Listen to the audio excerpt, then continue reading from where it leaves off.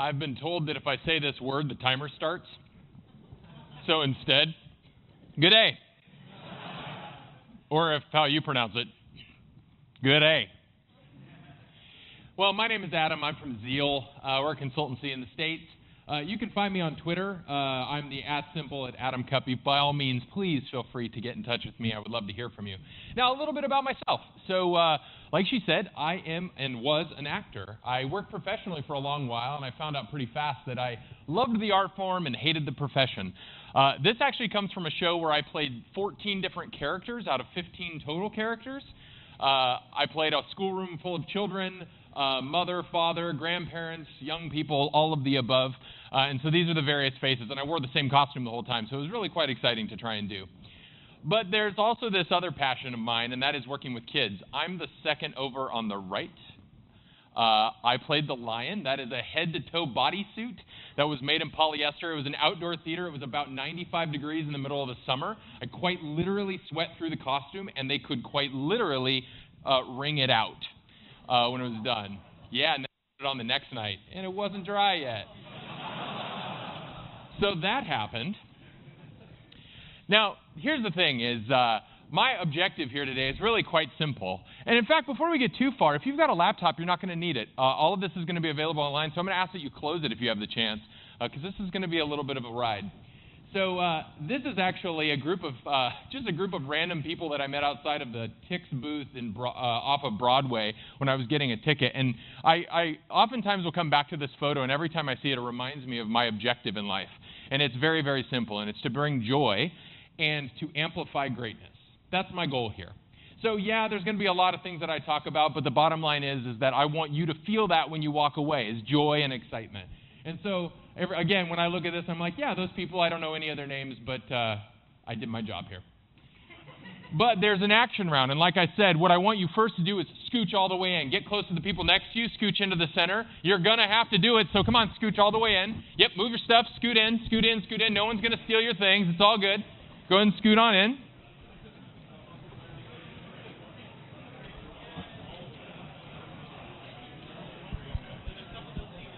I've got the second to last talk. I can do just about anything I want, including this. You're lucky I haven't asked you to move all the chairs out of the way. All right. Now, like I said, joy comes in many forms, and we feel a lot of joy in our life, and all of the things that we do should bring us joy. I think that there's a lot of that opportunity. So just a show of hands, how many of you have felt joy today? All right. Now, instead of your hand, if you feel joy about the sun, say yes. How about Australia? Say yes. Monkeys? Puppies? Dolphins? Ice cream cones? Wine? Oh, how about some beer? Absolutely coffee. How about love for your fellow people? Writing code? Ruby! Absolutely pizza, music, lollipops. How about cake? Anybody like cake? Happy Poos. What about movies? Documentation? No. What is wrong with you? No. Because documentation is a liar, which means you're a liar. That's right. No, what's wrong with you? I mean, if we have a method like this, and the question mark is, I don't know what I'm going to pass it in. See, this is the what the fuck part, and this is the how the fuck part, and that's where the documentation part goes, is up there. And the what part takes a lot of time, and the how part takes a lot of time. So if you add the two together, you basically get a big fat hell no. This is the way this kind of works, because documentation is a pain. This is very real. You talk about it all the time. I hear it all the time, and there's a lot of tools, but even they have bugs. Our doc. Man. But the bottom line is it is a pain. It's really hard to do. But what if the what and the how you do it and the what's being done, are kind of similar, right? Like, what if the two could kind of work together? But even better than that, or at the very least, what if the what could inform the how? Like, what if that was possible? Well, wouldn't that be kind of nice? But this talk is not about documentation. This talk is about poetry. Yeah. I don't know what the heck I'm talking about, right? So, we're going to start here. Language is powerful. It's a very, very powerful thing. And a couple of years back, there's a gentleman right here. You probably know him. He goes by DHH. He created Rails, for those of you who are not familiar with that. A couple of years back at RailsConf in the US, he made a statement that said that we should be considered software writers. Now, that pretty much made a lot of people flip their desk with quite a bit of pissness. And it rambled around in my head as to why. Like, why does that matter? Like, why is that something that resonated so negatively for some, and for some it kind of did, but for nobody that was like, yes, that's me. Right? That didn't happen.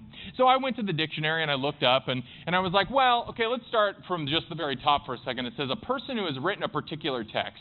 Here's the reality. Being a writer, just the word writer is just not sexy, right? Just not sexy. It don't bring you no sexy, you know? But there was this little synonym at the bottom that I fell in love with, and it was poet. It's like, all right, that resonates for me. Yeah, totally poet. I like poet. I can go with poet. That's great. So let's start here. This is a man named William Shakespeare. He may not have existed. He may not have looked like this. But for the sake of our demonstration conversation today, this is exactly who he looked like. Now, Mr. William Shakespeare wrote a bunch of things, and he put them in this big book just like this. This thing is massive. It's about this large. I would have had to have checked another bag to make it out here and bring this book. Literally, it would have been too heavy. But if you look at it a little bit deeper, and we analyze the text, we find that there's 800,000 plus words in the text that he wrote. 800,000 words. Now, for those of you who are not familiar, I didn't say this before, William Shakespeare wrote most of this in the very late 1400s, early 1500s. So this is many hundreds of years ago. And again, we're talking about 800,000 words. Now, at any given day of the week, any given day, there is at least 5 productions written by Shakespeare that are currently in production and being staged at any given day of the year.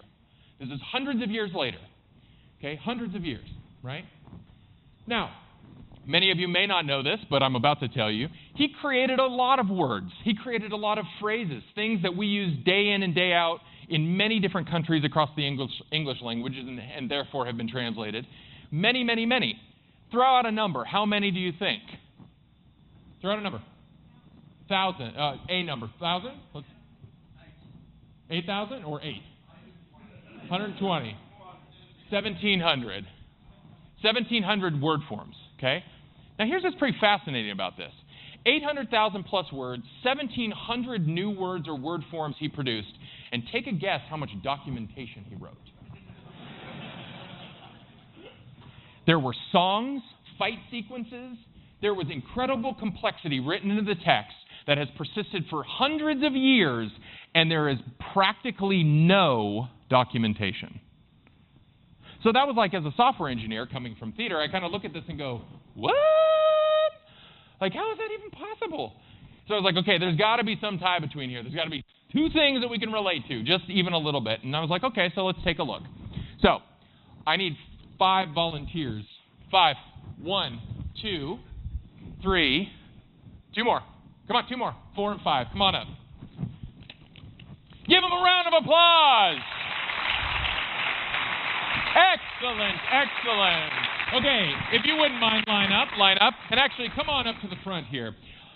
Okay, Gregory, Samson, Abraham, Benvolio, and Tybalt. All right, these are the RubyConf Australia players. Give them a hand. Now, a couple of things, and I want you to take this and think very abstractly about it and go, how can I apply this to my life? But the first thing to think about is this. When Shakespeare wrote the text, or many of the texts, especially plays at that time, there were all of this. There was not accessibility to things like the printing press. There was not the ability to very quickly duplicate multiple scenes for even all the actors that were on stage. So much of it was very much handwritten. Now this became kind of a problem. How do you handle it? Well, this is what the actors would do, is they would literally be given only their part. Now, they actually have the whole script for the scene we're going to go over, but they would be only given theirs. So then ask you, well, wait a second, Adam, let me ask you a question. How did they know when their line was? Well, in acting school, which I did about 15 years ago, there was a phrase that was used quite often. It was, acting is reacting. Let me tell you what that means. It means that your line is actually the answer to someone else's. Even if it's not the answer to a question being asked, literally speaking, it is actually in response to something else. So the question is how did they know? Again, there was no stage direction written. Well, they knew simply by listening and paying attention. And slowly but surely they would figure it out. Now, next question is, and how long would it take for a stage show to be staged and be produced? Anywhere from 2 days to 2 weeks at the very, very most, and they would be totally off book, as we would refer to it. Okay? So that's a little bit. And these things would be called foul papers, is what they were called. Now, many, many years later, hundreds to be exact, as they started to reconstitute this, they literally would take the pages that had been written down and trying to restructure what the play was in its entirety. And that was some of the very first times that had ever happened in history. Right? So just imagine trying to write software where one person's working on one part and the other person's working on another. Have you ever had to do that? Exactly. All right, so to our players, a round of applause. Round of applause. Now, little did you know that you are now all groundlings. What that means is that you are allowed to react vocally to anything that you might hear. In fact, you were required to do so. Now, in today's time, you're asked to sit quietly in your seats and not say a word whatsoever. But we don't do that here. So you are asked to act and react as much as possible. Can you do that for me? Yes. Can you do it for me? Yes. Very good. All right. To our players. Now, don't forget, very large hand motions. Very large hand motions, Jeff. Very large hand motions. Okay, very large. And, of course, there is a fight sequence, and you are required to at least thrust and parry, if not slightly. Deal? Deal. Sounds good. All right. To our players. And the curtain is up. Round of applause.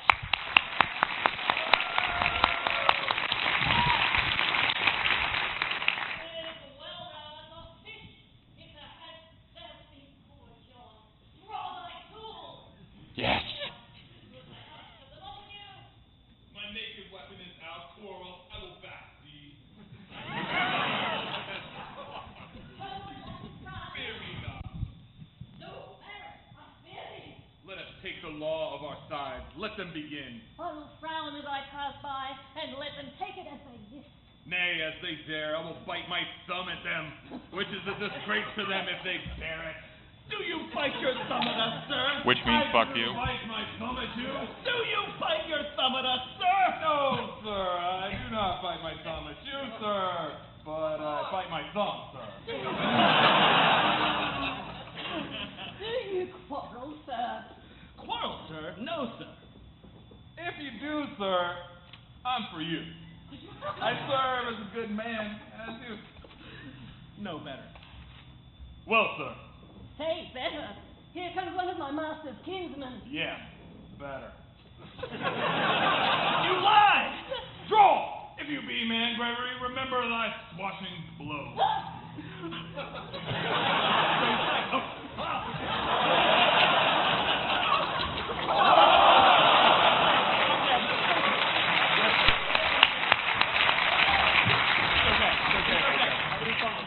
Pass, fools! Put up your swords. You know not what you know, what you do. Why art thou drawn among these heartless hinds? Turn thee, Benvolio, look upon thy death. I do but keep the peace. Put up thy sword, or manage it to part these men with me. What, drawn and talk of peace? I hate the word, as I hate hell, all Montagues, and thee. Have it be, coward. And they fight. Very good to our players! Round of applause, standing ovation for our players! And bow, my players, bow, bow. Very good.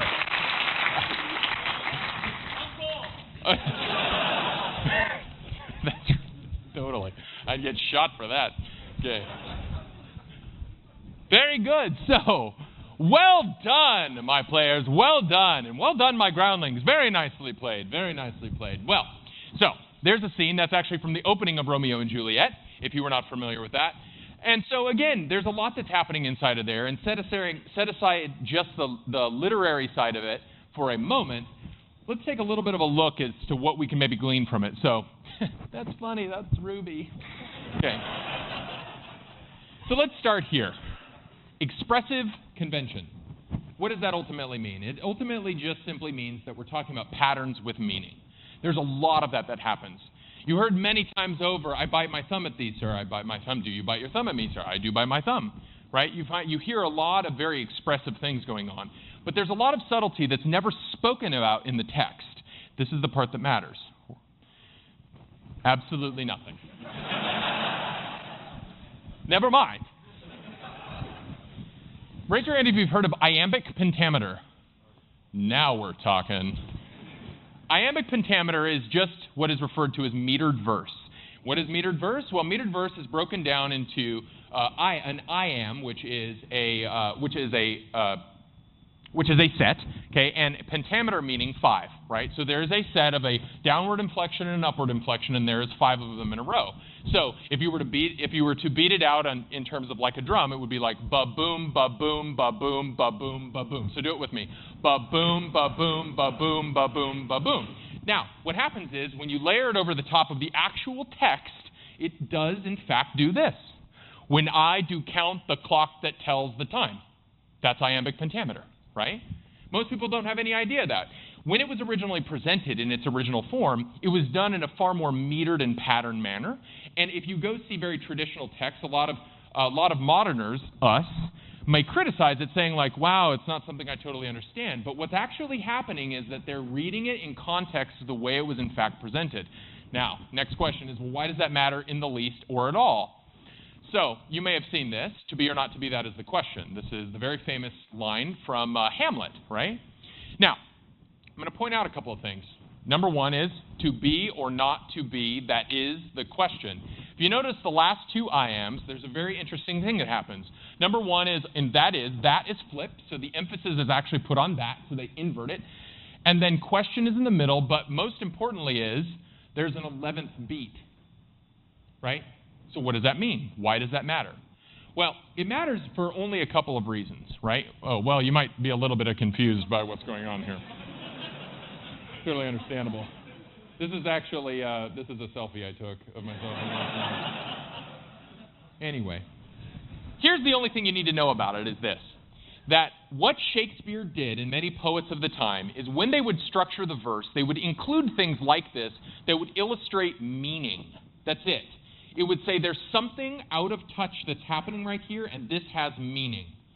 So first and foremost is by establishing an expressive convention, you're setting a tone, you're setting a pattern, an understanding that is meant to be replicated. When you violate it, basically what's happening is you're saying that something here matters and it's very important to pay attention to. Now, in the context of Hamlet, what this is meant to inform to not only the director but as well as to the actor is that by falling on a downward inflection, this is not a statement on male or female, but it's referred to as a fall in the feminine. Right?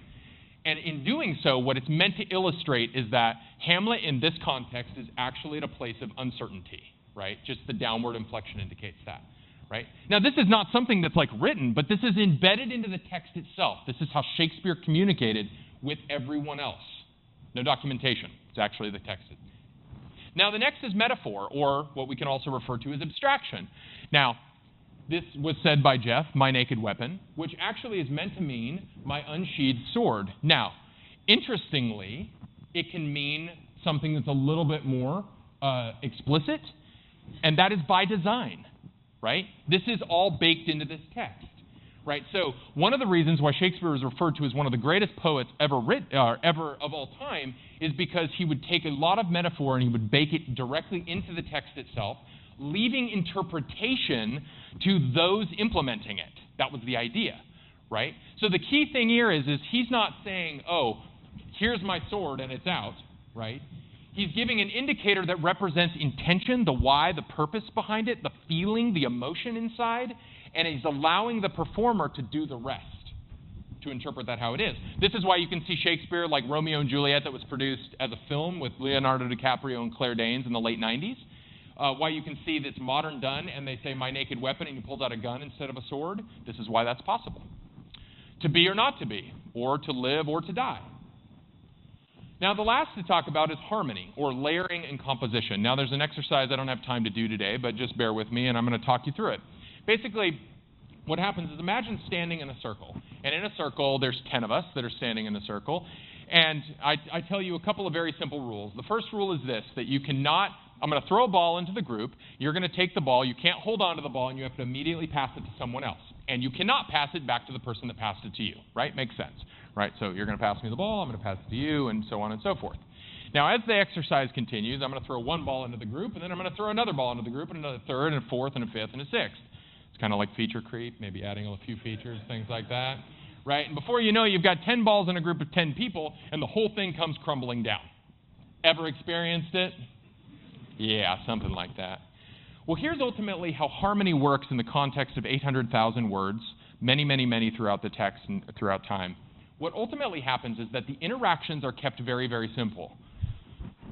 Do you bite my thumb? I bite my thumb at thee, sir. Do you bite your thumb? No. There's 5 people on stage, but it's only between us right now. And what happens is I'm going to take that convention, I'm going to take that interaction, and I'm going to layer it with another one that happens between Benvolio and Tybalt. So I can now have one going on and another going on, and even though they overlap and they provide harmony, they never directly collide. And in never colliding, they harmonize, and ultimately the layered composition works. The poetry. So we can get very expressive with it, right? This is like, look at this, I put Ruby on the screen. I felt like I was obligated to do it at some point in time, right? But the whole idea and the notion is this, other than to criticize it in its most grotesque form, is to think about it this way, is Ruby gives us, or there was a great talk that was given on idioms yesterday, and I think this is really wonderful, because ultimately what Ruby has provided us, which is just fantastic, I think part of the reason why many of us love it, is the ability to be very, very good at representing our intentions and being very declarative in that model, right? So we can do very interesting things with it. All of them might be functionable, none of them might be wrong, but they in fact are valuable. So ultimately, what would happen if Shakespeare wrote Ruby? Well, first and foremost, remember this, that language is powerful. If we use expressions, if we use conventions that are consistent and kept throughout, then ultimately we're setting a standard that can persist throughout the growth of just not only the team, but also that of the products that we build, right? And, of course, this also has another secondary meaning that goes back to what I think Ernie was talking about today, and that is empathy. And to remember that a part of that is very important, not only to the social dynamic, but also to the functional dynamic as well, right? If you remember, acting is reacting. It was great what he said. And I'm done here. No, just kidding. No. Yeah, there we go. What he said today is like acting is reacting, is that ultimately we're reacting to things around us, so it requires us to really listen, right? Not to necessarily be heard. Okay, and I'm going to close up with this. I just think this is a really good, important thing to remember. Often people focus on the machines. They think by doing this, the machines will run more effectively. But in fact, we need to focus on humans and how humans care about doing programming. We are the masters, they are the slaves. Of course, Matt's himself. So very last, and of course, I want to check in with you. Did I bring you joy today? Yes. Absolutely, that's good. And I recommend that you do the same thing. Bring joy to the world around you. I hope you had a fantastic conference and a wonderful day. And I've got plenty of stickers. That's what my hand looks like if there were stickers on it. They're in the back. I would love for you to have one. This is the name of my company, but more importantly, I hope that it's something that takes you further in life and you bring zeal to the world. Thank you so much. You can find it on there. That's my name. And have a wonderful, wonderful day. Woo!